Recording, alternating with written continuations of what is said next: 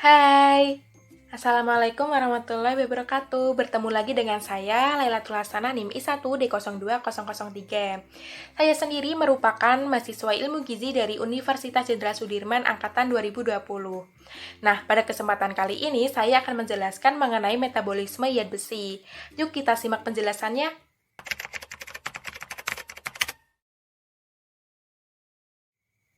Nah, jadi zat besi merupakan essential trace element yang penting untuk tubuh. Dalam tubuh manusia terdapat zat besi sebesar 2-4 gram. Kebutuhan zat besi pada wanita yaitu 38 mg per kilogram berat badan, dan pada laki-laki kebutuhannya yaitu 50 mg per kilogram berat badan. Dalam tubuh, zat besi dapat ditemukan pada hemoglobin sebesar 65%, mioglobin 10%, enzim 1-5%, dan sisanya ditemukan di darah dan sebagai simpanan lainnya.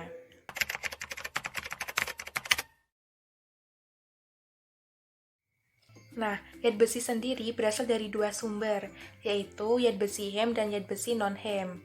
Pada zat besi hem dapat ditemukan pada sumber makanan hewani. Hal ini banyak ditemukan pada hewani karena zat besi menempel pada asam amino pada hewan tersebut. Zat besi hem lebih mudah diserap, yaitu 25%, tetapi jumlah kandungannya lebih sedikit. Nah, kemudian pada zat besi non-hem ditemukan pada makanan dari tumbuhan.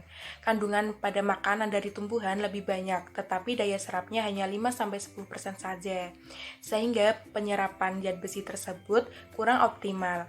Selain itu, juga ada pengaruh daya serap lainnya seperti protein, vitamin C, fenol, serta kalsium.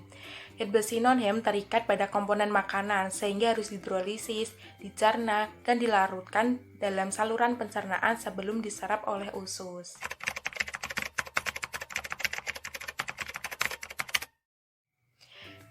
Nah, selanjutnya bahan makanan yang terkandung pada zat besi hem yaitu seperti sumber makanan hewani, yaitu daging, ikan, unggas, ayam, telur, dan lainnya. Sedangkan pada zat besi non-hem yaitu sumber makanan nabati seperti sayuran-sayuran hijau, kacang-kacangan, dan beberapa jenis buah lainnya.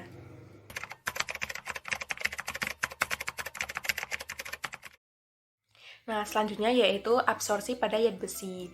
Nah, absorpsi pada zat besi hem dan zat besi non-hem pada alurnya sama, tetapi ada beberapa yang membedakan. Absorpsi pada zat besi hem harus dilepaskan dari ikatan globin pada hemoglobin dengan dihidrolisis oleh enzim protease di dalam lambung dan usus kecil.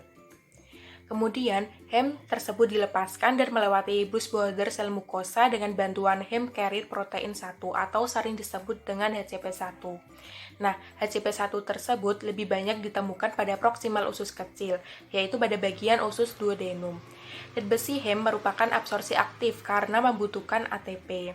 Nah, sedangkan pada absorpsi zat besi non-hem harus dilepaskan terlebih dahulu dari komponen makanan secara enzimatis dengan terhidrolisis di saluran pencernaan untuk diserap. Pada pelepasan zat besi non-hem dari komponen makanan dibantu oleh HCl dan protease di lambung dan usus kecil.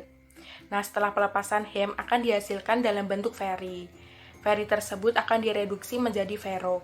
Nah, setelah direduksi menjadi feri dan dikeluarkan dari lambung ke pankreas sehingga menjadi feri reduksi. Nah, pada proses ini sangat membutuhkan vitamin C untuk membantu reduksi. Nah, pada absorpsi tersebut akan melintasi Bruce border dengan bantuan divalent cation transporter 1 atau sering disebut dengan DCT1 yang tersebut akan ditemukan di duodenum. Sintesis DCT1 akan berpengaruh pada rendahnya penyimpanan zat besi nantinya. Pada sel, zat besi digunakan untuk transporter ke jaringan tubuh lainnya, kemudian ada yang disimpan di sel keratin dan digunakan untuk fungsi-fungsi lainnya.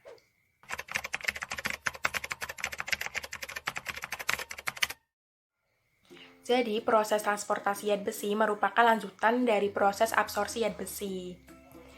Setelah diabsorpsi, hem akan masuk ke dalam enterosit dengan bantuan DCT1. Di dalam enterosit, hem dari zat besi hem akan dioksidasi menjadi protoporin dan bersama ligan menjadi ferroportin. Sedangkan hem pada zat besi non-hem akan direduksi bersama ligan menjadi ferroportin. Pada fero akan disimpan sebagai ferritin atau dibawa ke dalam membran plasora telar untuk ditransport keluar oleh ferroportin. Setelah keluar dari enterosit, fero akan dioksidasi menjadi feri yang akan difasilitasi oleh hepsidin. Kemudian feri akan terikat dengan transferin untuk didistribusikan ke tubuh melalui sirkulasi darah. Hepsidin sendiri merupakan regulator negatif pada absorpsi besi di usus. Jadi, jika sintesis hepsidin meningkat ketika saturasi transferin tinggi, yaitu kapasitas transferin akan mengikat zat besi maksimal, dan begitu juga sebaliknya. Nah, jadi transportasi zat besi sering disebut dengan transferin. Begitu ya teman-teman.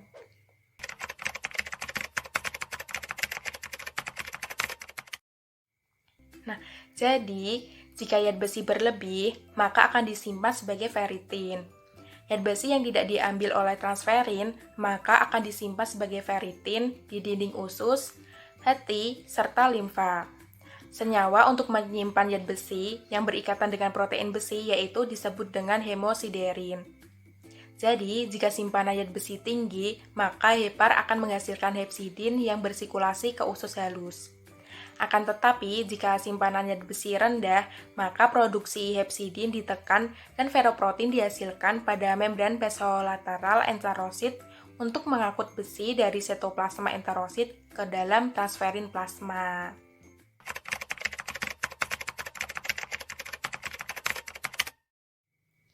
Nah, jadi interaksi zat besi dengan zat lainnya itu terbagi menjadi dua. Yang pertama yaitu interaksi yang mempercepat penyerapan, dan yang kedua yaitu interaksi yang menghambat penyerapan. Nah, kita bahas satu persatu ya. Yang pertama itu ada interaksi yang mempercepat penyerapan. Nah, itu ada 5 sendiri. Yang pertama itu ada ligan. Ligan merupakan senyawa yang mengikat dengan mineral. Kemudian yang kedua yaitu ada selator. Selator sendiri merupakan senyawa organik kecil yang membentuk kompleks dengan ion logam. Kemudian yang ketiga ada gula. Contoh dari gula seperti fruktosa dan sorbitol. Yang keempat ada asam. Contohnya seperti asam askorbat, asam tartat, serta asam sitrit. Dan yang kelima yaitu ada sumber hewani, seperti daging, ikan, unggas, ayam, dan lainnya. Nah, kemudian yang kedua yaitu ada interaksi yang menghambat penyerapan zat besi. Nah, interaksinya tersebut ada 5. Yang pertama yaitu ada polifenol. Nah, contoh dari polifenol sendiri itu ada tanin pada teh dan tanin pada kopi. Kemudian yang kedua yaitu ada asam oksalat, yaitu pada coklat, teh, lobak, dan beri-berian. Kemudian yang ketiga ada asam fitat seperti kacang polong, kacang kedelai, serta jagung. Kemudian yang keempat ada fosfoprotein, yaitu residu yang dihasilkan pada kuning telur. Dan yang kelima yaitu ada nutrisi lain, seperti kalsium, zinc, dan nikel. Nah, dari tersebut merupakan interaksi yang berhubungan dengan zat besi. Sekian yang dapat saya sampaikan. Apabila terdapat kesalahan dalam pengucapan, saya mohon maaf. Semoga penjelasan ini dapat bermanfaat untuk teman-teman semua. Terima kasih atas perhatiannya teman-teman. Sampai jumpa.